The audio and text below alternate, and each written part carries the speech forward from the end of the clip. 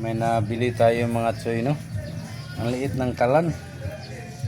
Hinggan nyo ako nito kasi sobrang liit niya. Pwede siya ilagay sa ano, sa bulsa.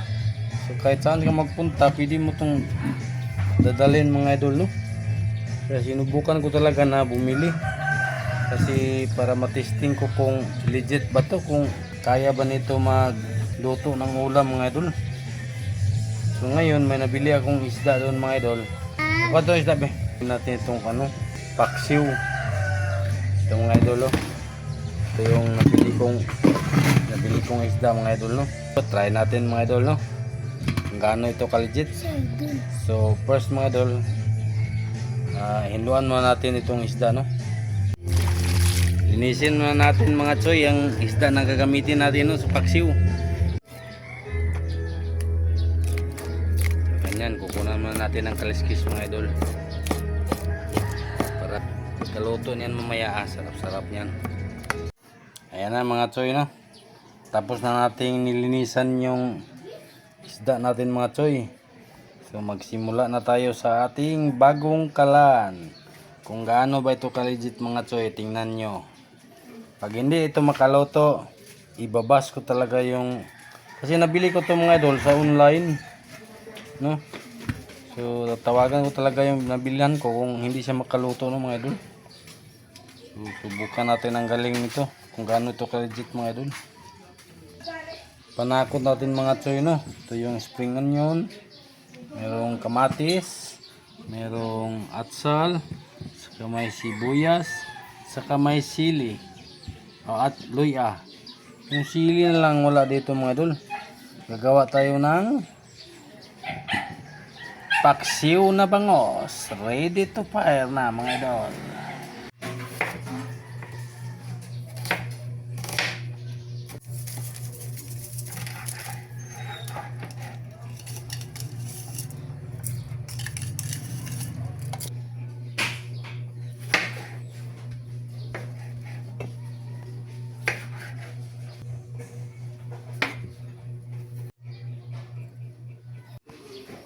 Gutom na siya pinabot sa itong paksiw. So ito na mga idol, no? Susubukan na natin ang galing nitong kalan. Ready na yung mga panakot natin mga idol. Ito yung papaksiwin natin na isda. Okay. Itong ating luya.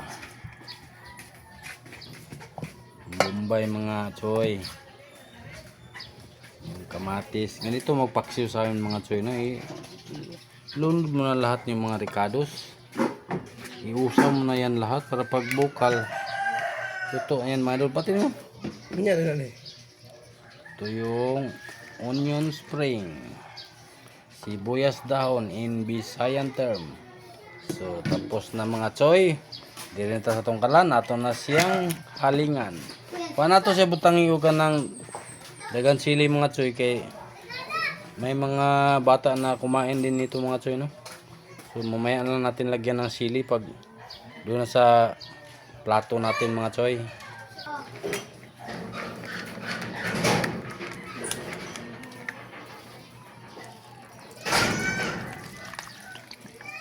So ang ginamit natin mga idol, itong Silver Swan vinegar, mas pinasarap.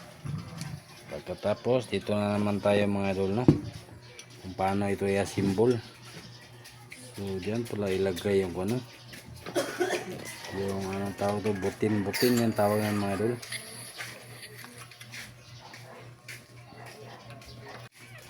So ayan na mga toy, no? Ready na. Nakasalpak na yung butin. Tapos sisindihan na natin tong bago nating kalan mga toy, no? Nang hilo ba pre? Ne, gamay lang. Hungaw man. Ha? Hungaw. Okay.